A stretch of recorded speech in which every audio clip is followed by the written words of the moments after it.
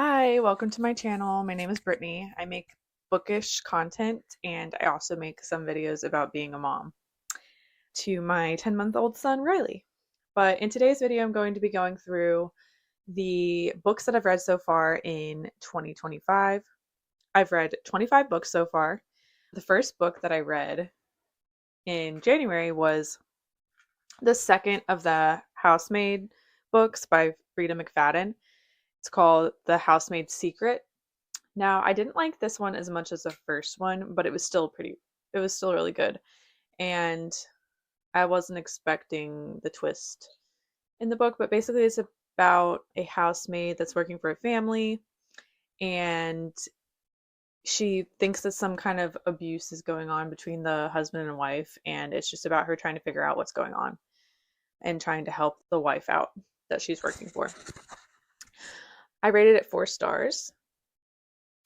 And I just recently got back into reading, and Frida McFadden's books are what started me back into reading, and I was able to read her books pretty quickly. They're entertaining and they're fun to read. And what I really enjoy about her books is she usually breaks it up into multiple parts. Like the first part of the book is you're thinking that something's going on and you're being deceived basically, and then the second part is like right after you find out like, oh shit, there's a twist, and the second part's, oh, here's what's really been going on behind the scenes that you didn't realize. So that's why I really enjoy her books. So I went on a Frida McFadden kick at the beginning of the year and read a bunch of her books. So the next book that I read was the third in the Housemaid series. I think this is the only book that she has that's like a series. Her other ones seem to be standalone thrillers, but the third one is not as good as the other two. But if you enjoy the characters, I would say still read it. It's just like I wouldn't compare it to the other two. They're not as it's not as good as the other two. She's not even a housemaid in the third one. She The suspense and thriller that's going on is involving her neighbors. And she's married in that book and she has children.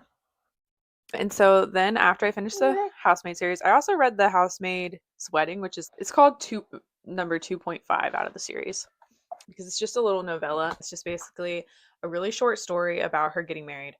And it doesn't really have much of a plot. It's mainly just about her getting married and a weird thing that's happening, and it's I don't think it's that great of a book, to be honest, but if you enjoy the characters, it's a little fun short read, but I wouldn't highly recommend it or anything. And then next book that I read was The Boyfriend by Frida McFadden. I really enjoyed this book. It was like two different time periods. There was one that's set in the past with these children that are going to school and one of their friends ends up murdering somebody and they're trying to cover up the murder.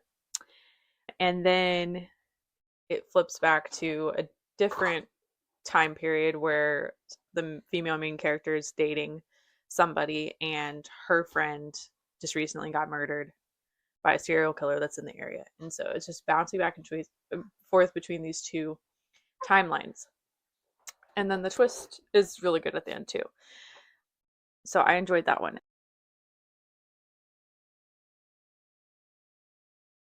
And then I read The Teacher by Frida McFadden. That one is that one was good too. It's basically about a teacher who is dating his student, and it's about his wife too. So I rated that 4 stars and The Boyfriend 4 stars. And then The Coworker, I didn't like this one as much as her other books. It was hard to get into. It starts off with it's just a bunch of emails basically that you're reading from this woman to her friend and then like other people in the company, and you're trying to figure out what happens because she disappears. So I rated that 3 stars. The twist was okay, just not one of her better books, I don't think. And then Never Lie. A lot of people say they love this book. I also just rated this one 3 stars. I didn't really like it as much. I don't know if it was just like reading them back to back. It's about a couple that's going to look at a house that they are interested in buying. And it starts snowing. There's a big snowstorm. So they get stuck at this house. And it's like a creepy house. And they're just wondering, does anybody live at this house? And they find out that therapist used to live in that house, and the wife finds a bunch of old tapes that this therapist had taken of her therapy sessions with all of her different clients. And it's her just listening to these tapes of these different therapy sessions. And then there's a twist in the end. But it was really good. It's just that I read a bunch of her books back to back and I just wasn't like as into it as the other ones. And then I wanted a little break from Frida McFadden, but I was still wanting thrillers. So I read The Perfect Marriage by Geneva Rose. I wasn't caught off guard by the twist in this book, but I really just enjoyed the dynamic between the couple.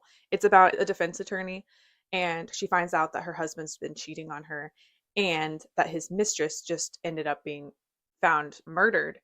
And so he's like the number one suspect, and she's representing him in his murder case. So it's about their dynamic, and it's dual point of view. You're bouncing back and forth between the husband and the wife's point of view. So I really enjoyed it. I thought it was very entertaining. I rated it 4 stars. Then I read A Beautiful Couple by Leslie Wolf. This is also a thriller. Again, it wasn't good because of the thriller aspect of it, really. It was more like the dynamic between the husband and wife in this book.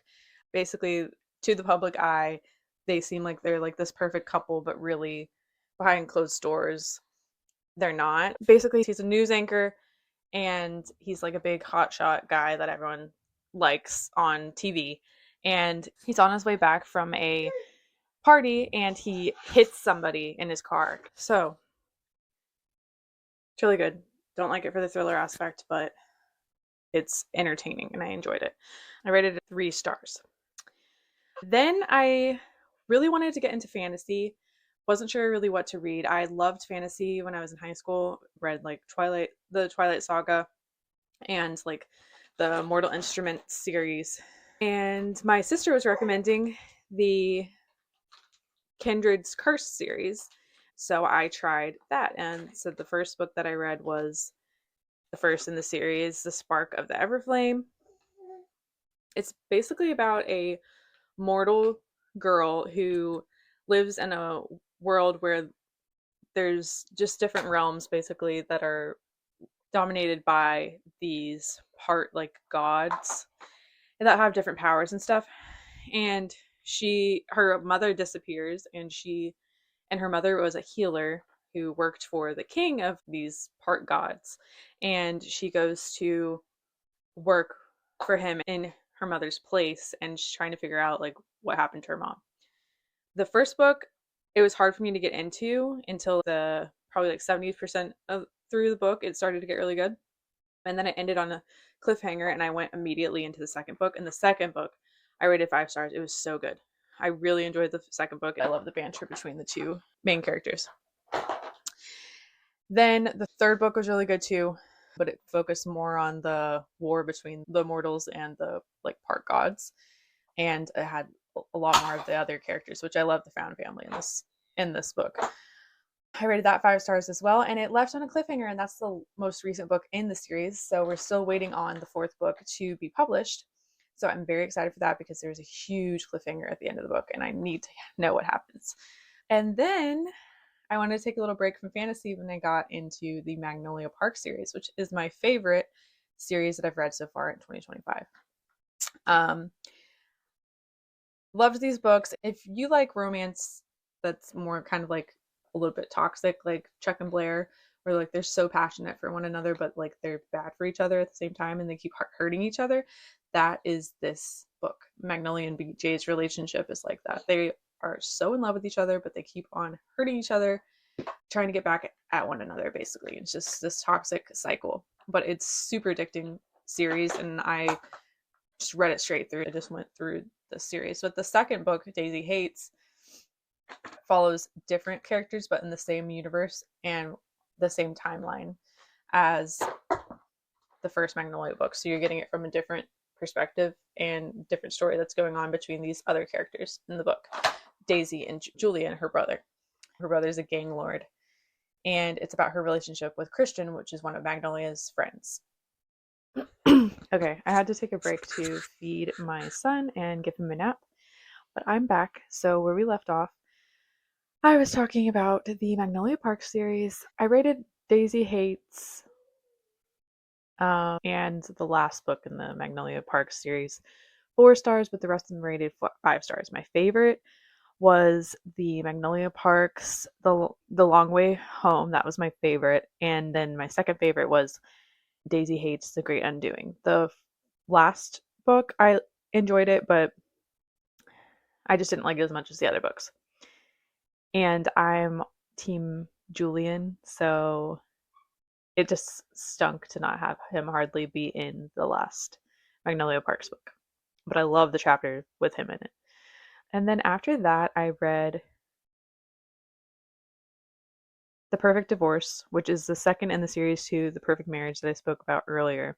I didn't like it as much. I rated it 3 stars. It was good, but it was just okay. But if you like the first one, I would recommend reading it just to finish the series. And then I read Assassin's Blade, entered into the Throne of Glass series. Assassin's Blade is a necessary book, I think, to read first because it gives you the context of the backstory for Selena, the main female character in the Throne of Glass series. And I'm really glad that I read it first because the rest of the series references things that happened in Assassin's Blade.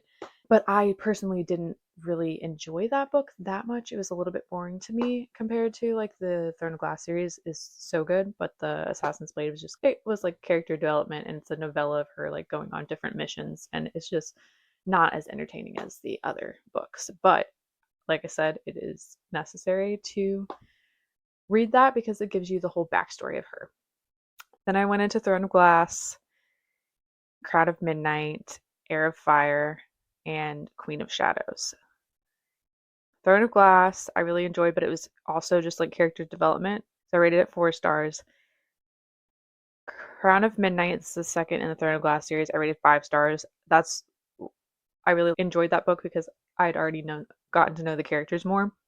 And so it was like really getting to deep dive into those characters. And then the third book, Selena goes off on a mission somewhere else. And so then you're having to go through character development again with the people that she's meeting in this other area that she is having her mission. So because of that, it's a little bit slower trying to get into the new characters.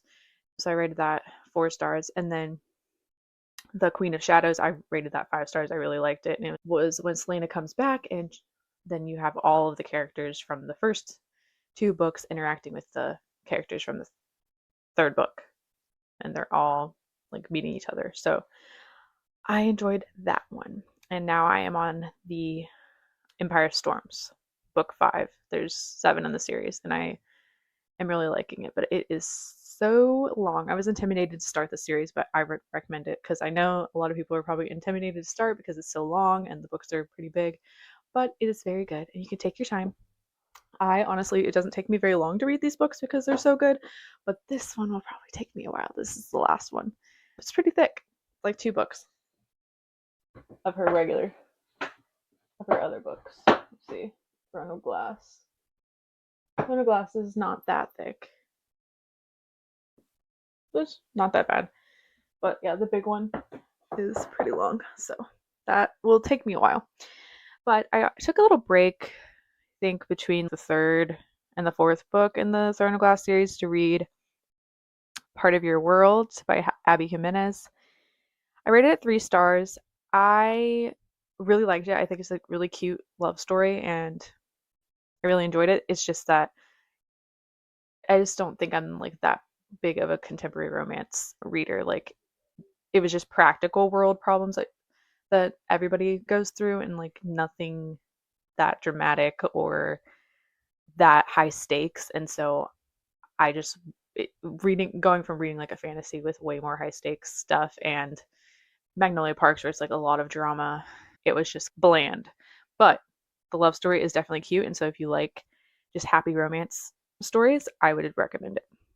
It's basically about a doctor. Her family is reputable in the medical field, and she falls in love with this man who is from a small town. She lives in the city, and it's just about her wanting to be with him, but like feeling like she can't be with him because her family wouldn't accept him because her family's like very pretentious and wants her to be like with a rich doctor or something. And so it's just about their relationship. I also, somewhere in the middle of reading the Throne of Glass series, took a little break and read Flawless. It's the first in the Chestnut Springs series. I spoke a little bit about this in a different video, but I was similarly let down. I just feel like those books are really hyped up. I've heard that the other books are better than this first one, so I might check them out, but I think I just am not a contemporary romance girl. I think I need a little bit more drama, like a Magnolia Parks book, or like a little bit more of a dark book, like Boys of Tommen, but just like a super happy, like practical type love story. It's just not that interesting to me. So I rated that 2 stars. And also, like, I'm okay with spice if it's done right, but I feel like it was a little bit like, a lot of flirtation in the beginning and then suddenly just like a ton of spice and like very graphic spice and like language that I didn't really appreciate. So I don't know that it was necessarily done the way that I like my spicy scenes to be written. And then I read Binding 13, Boys of Tommen, book 1. I just read that, just finished it the other day, and I really enjoyed it. It has some darker themes, so check your trigger warnings. It has some like abuse and family turmoil and bullying, that type of thing. It's set in a high school and it's about a group of friends. And the female main character has a rough home life and she's also bullied, so it's just about her coping with that. And then the male character that is her love interest in the book is very protective of her, and so you have that kind of, he's protecting like the vulnerable girl who's going through a lot of stuff, and it's just about their love story and their group of friends. I really enjoyed it. I would say I'm 30 years old, so